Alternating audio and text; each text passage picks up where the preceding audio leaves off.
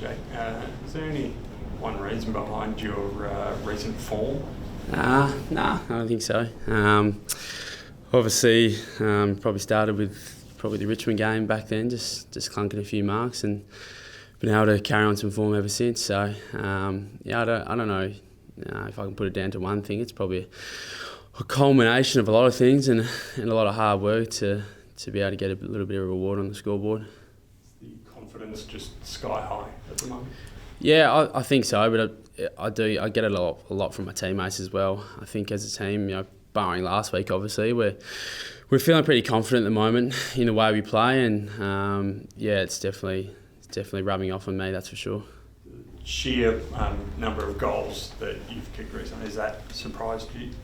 Yeah, a little bit. I haven't really been about getting goals for me in my career so far, and I've had games here and there where I've kicked a few, and although it is nice to kick snags as a forward, it's not something that I lose too much sleep about. But it is nice looking back at it. Another month to 6 weeks, Oscar Allen could be back. Are you preparing to boot him to centre half forward or further up the ground? No, I don't know how it's going to work. I don't know when he's going to be back, but we can't wait to have him back in. And me, Jack, and Oscar have a pretty good relationship out in the field playing together, and we've only had a small sample size of it so far, all three of us in the same team. But looking off what we've been able to do before as a little trio, and add Jack Williams in there, Bailey Williams when he floats forward, Ryan Marrick is there's pretty potent sort of flying targets down there. So can't wait to have him back in. You mentioned Jack.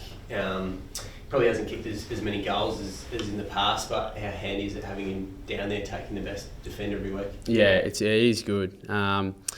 His game this year hasn't been solely based off goals. He was criticised a little bit earlier in the year about his impact on the field, and he just stripped it right back to sort of his contest in the air and on the ground level, and his defensive pressure for someone of that size is it's pretty amazing. So what he was able to do for us on the weekend, he kicked a few goals himself, but he would have created a lot more. So having the best version of Jack, doing all sorts of things is great for us.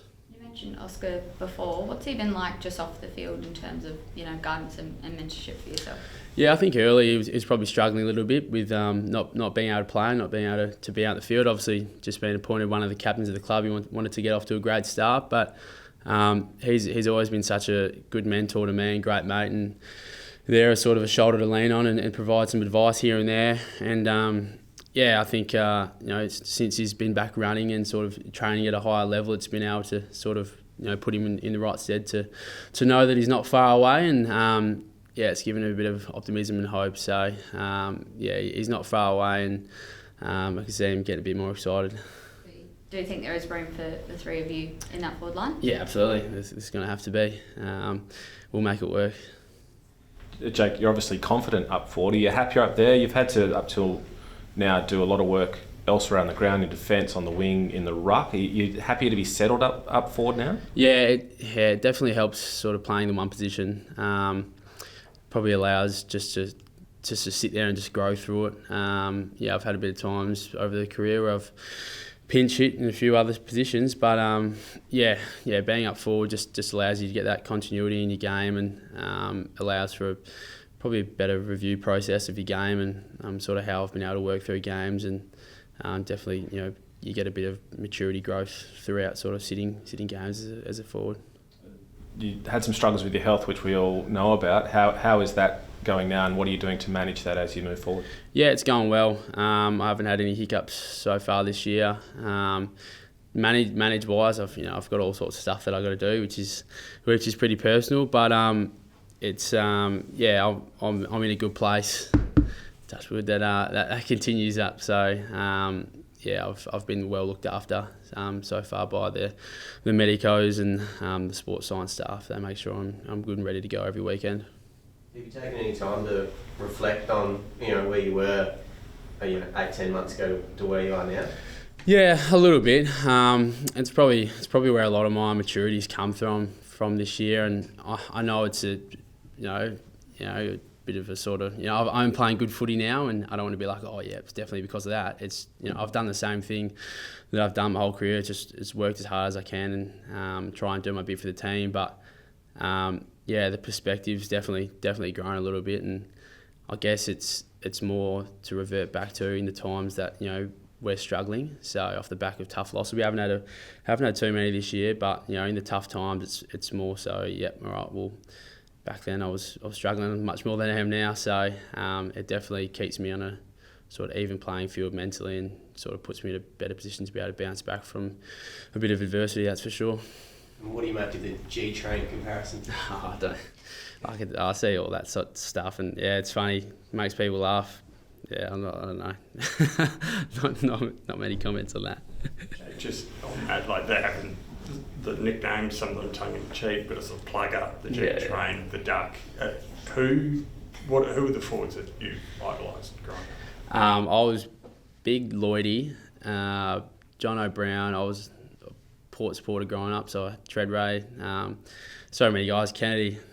Kennedy. I had JK and Lecker as me sort of screensaver of my phone for a couple of years then, and then end up playing some footy with them and become a great mate with them. So, I've probably got to look at guys like Kennedy and Darling and go, they've taught me so much as men and as a footballer, and I'm sort of starting to reap the rewards off their years of guidance.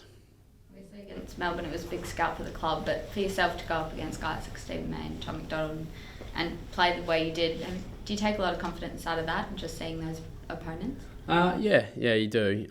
They're all great players. I've been lucky to play against some really good defenders this year, and whether I've played good or bad, at the end of the day you look back and you learn so much from each little battle, and I guess that's the journey of being a forward.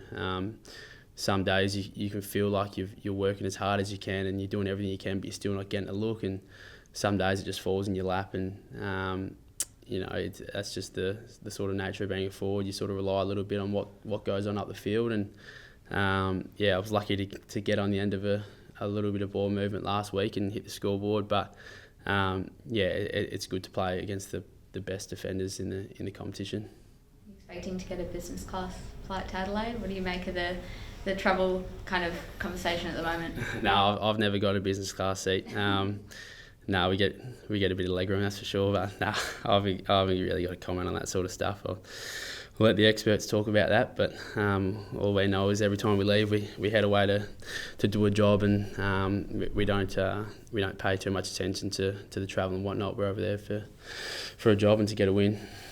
Last year, the trip to Adelaide, obviously you had to come home, but the rest of the team didn't fare very well either. Is there any discussion about sort of rectifying that as best as possible this week? There hasn't been. We might look back on it, but we're a completely different team to last year, and it wasn't a great day for the club. We were missing so many of our best players, and I think we've come a long way since then as a team. So we'll take a lot of confidence from what we've been doing, and I don't think too many boys will be looking back at that game last year to try and gain anything from this week. I think we're already confident enough and know what we need to do to go over there and give Adelaide a good run. Closing in now on 100 games, I think last year you had talked about the fact you've been here for so long and hadn't got there.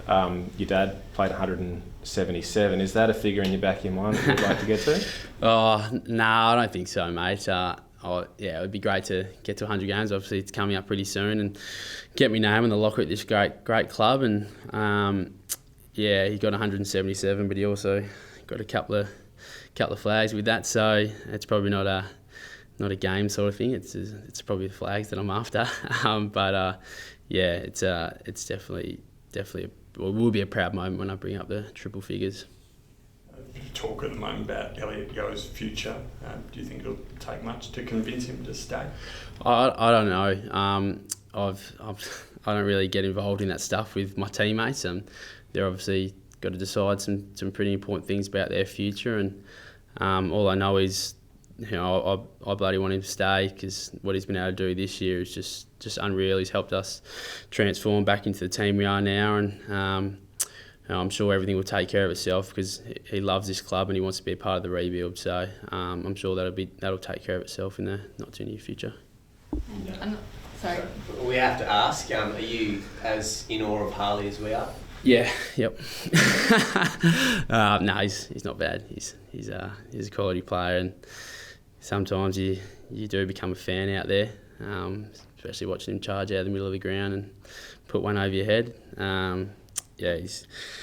What he's done in 10 games is anything to go off for the future. I think we're in for a bit of a show.